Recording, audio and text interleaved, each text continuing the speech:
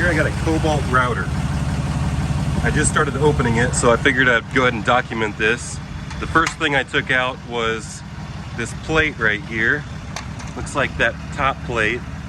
We're gonna continue opening it and see what we got inside here. We have the owner's manual, instruction manual. We're gonna see if we need that or not. Hopefully we don't. I don't usually read those. I'm gonna pull out this next piece and we got some stands. This almost looks like one of those little kids' play school toys. A little woodworking kit for your junior. Here we go. Here's the main deal. This is the router.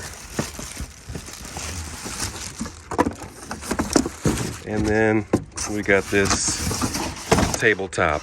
So next step will be putting this thing together. For the first step, we're gonna install this power outlet on the back side here. And if you'll notice, the nuts go inside here and then the screws go on the back side. So we're just gonna simply pop those screws inside the keepers and then bolt this assembly on.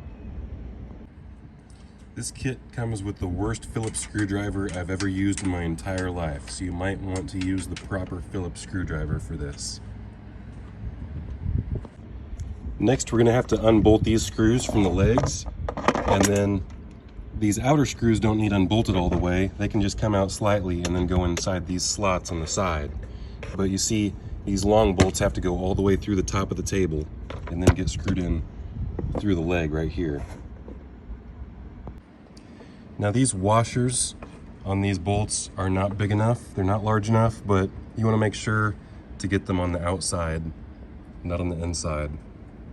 We'll tighten everything down, including these top bolts.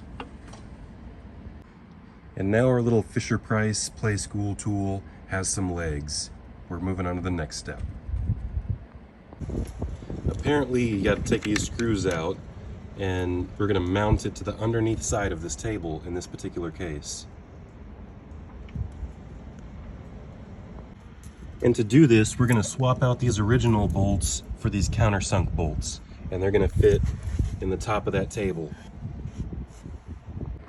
So it was tripping me out for a second because you don't mount it straight, you have to mount it crooked like this. So this is how it sits with the wire coming out right here. Next step.